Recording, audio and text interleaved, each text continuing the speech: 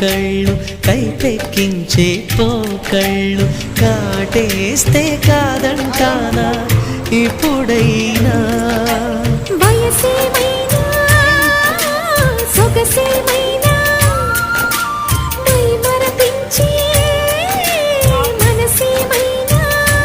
నవ్వు నవరాత్రి నీ కోసం తీసుకువస్తున్నా